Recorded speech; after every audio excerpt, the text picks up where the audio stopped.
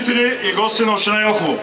Днешният празничен ден 100 години от 26 март 1925 г., когато с указ номер 86 на цар Борис III Елхово получава своето име официален статут за град. За мен и моите колеги е чест именно ние да споделим този исторически момент с вас.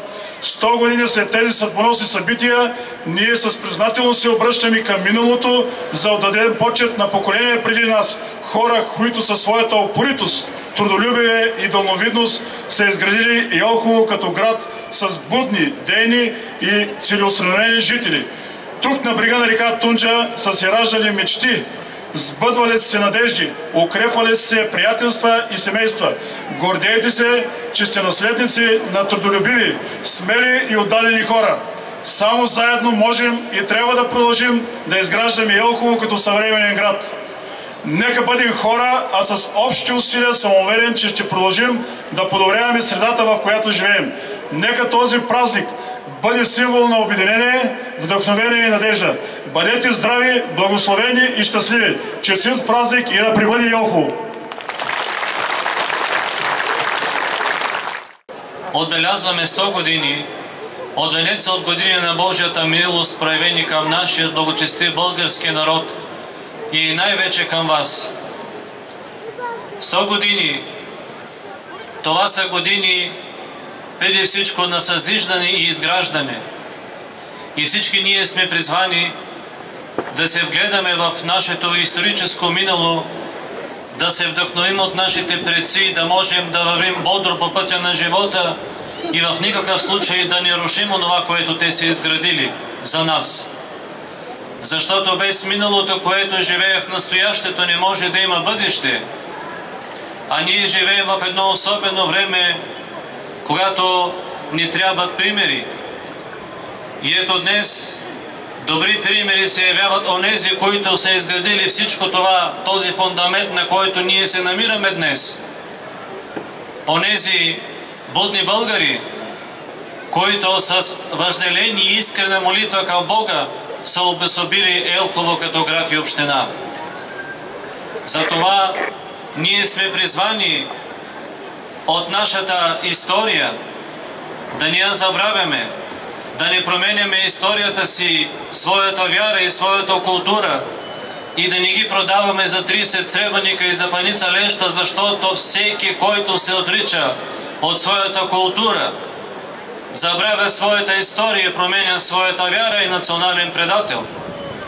Нека не бъдем предатели, а напротив, да бъдем добрия пример за онези, които искат България да я няма.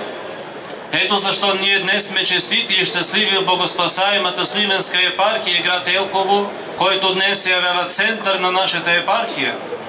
Защото Негово превъзходителство, господин президентът, е тук отново и отново да свидетелствува, че обича България, защото е сред своя народ. Благодарим ви, господин президент, за вашата вяра, родолюбие и патриотизъм и добър пример.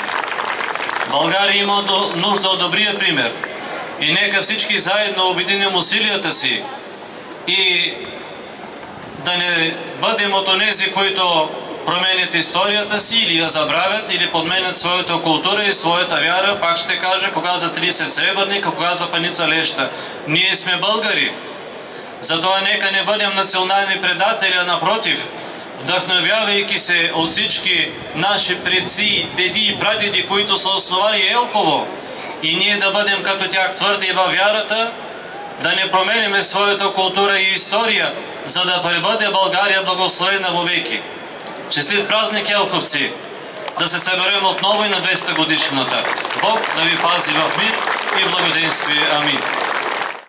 Уважаеми господин Гендов, кмет на Елхово, уважаеми народни представители, Ваше Високо Преосвещенство, уважаеми господин областен управител, общински съветници, уважаеми гости от съседна Турция, уважаеми кметове на съседни общини, скъпи жители, гости и приятели на Елхово, дами и господа. С огромно удоволствие приех поканата на господин Гендов да бъда заедно с вас и заедно да отбележим 100 години от обявяването на Елхово за град. Една впечатляваща годишнина, която носи самочувствие, гордост и много настроение за този голям празник. Днес Елхово е място с дух и традиции, с разнолики дадености и с много богатство. Елховският край е истински богат със своята красива природа, с тракийското плодородие, с животворните води на Тунджа. Богат е с съхранената история, с вековни обичаи и с неповторими културни съкровища и дадености. Богат е и с паметта за миналото, което ни разказва за нелеката съдба, както видяхме и от филма за вашия град, и за силата на нашия народ. Разбира се, проблемите не подминават и вашият град, като почти всяка българска община.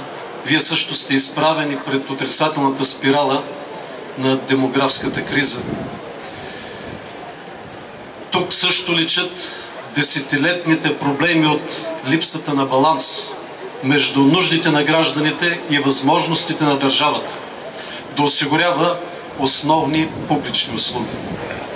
Не ви подминават и наводнения, пожари и природни бедствия. Но аз искам да поздравя господин Гендов и цялото общинско ръководство за усилията, които полагат, и енергията, която влагат, да развият потенциала на Елхово, да подобряват инфраструктурата, градската среда, да развиват трансгранични програми. И аз съдя за потенциала, за бъдещето на една община по нейното отношение към здравеопазване, образование, опазване на природата, сигурността. Това са наистина важни неща. И искам да поздравя още веднъж ръководството на Общинския съвет и кмета за това, че тук разгръщате сериозна програма за залесяване, да се съхранява нашата красива природа.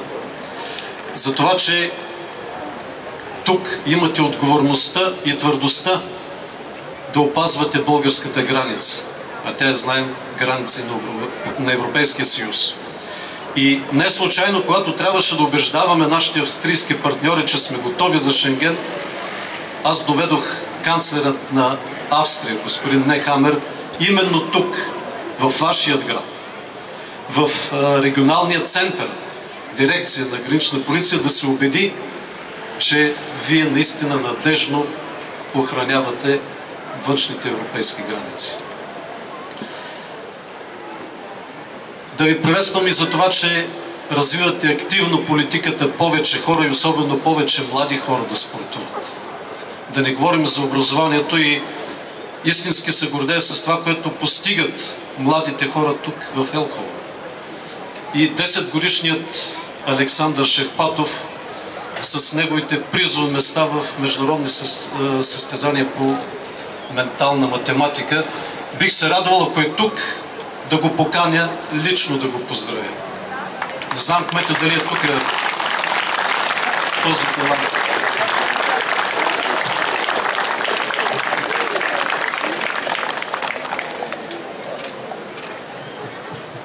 Наистина, не само вие.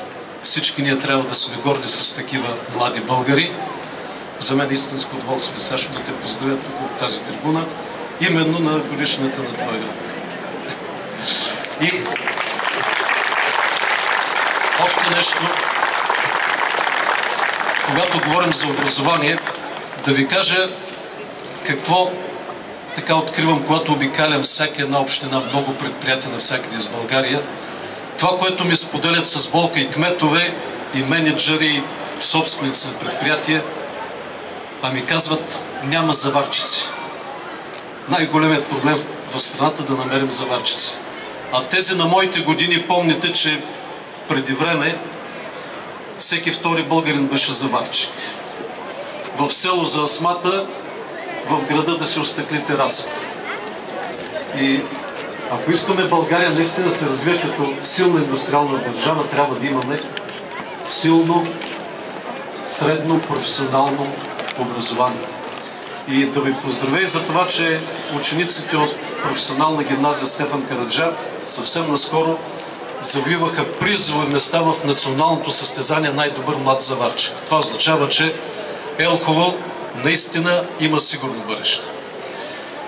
Вярвам в потенциала на вашия град, в вашата воля, решимост и всеотдайност градът не само да съхранява тази богата вековна история, но и да гледа уверено в бъдещето и да работи за благоденствието на всички вас, защото Елхово го заслужава.